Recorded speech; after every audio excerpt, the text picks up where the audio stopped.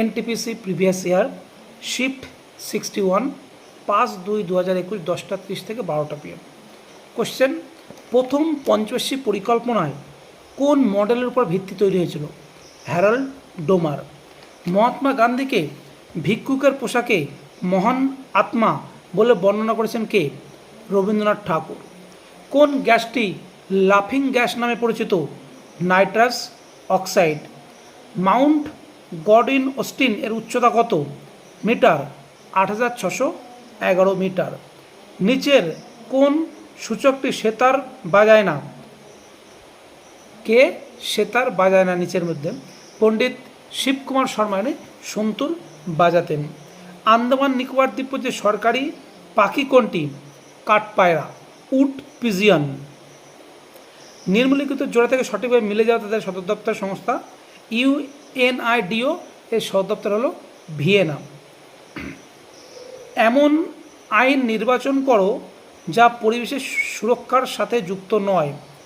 All শুল্ক আইন 1977, the water seize act 1977।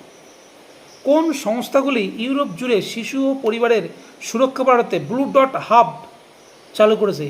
UNICEF O UNHCR. সূর্যের আলো থেকে জ্বালানি তৈরির জন্য একটি কৃত্রিম পাতা তৈরি করেছে কোন ভারতীয় সংস্থা? সিএসআইআর। ইন্ডিয়ান লীগ 1875 সালে কলকাতায় কে প্রতিষ্ঠা করে? ইন্ডিয়ান লীগ শিশির কুমার ঘোষ। শ্রীহরিকোটা পিএসএলভি C-70 দ্বারা একটি ড্যাশ স্যাটেলাইট GSAT-12 উৎক্ষেপণ করা হয়েছিল কিসের জন্য? যোগাযোগ বা কমিউনিকেটর স্যাটেলাইট। ড্যাশ হলো এমন একটি যন্ত্র যার মাধ্যমে একই বস্তুর দুটি ভিন্ন আলোকচিত্র একসাথে দেখা যায়, স্টেরিওস্কোপ।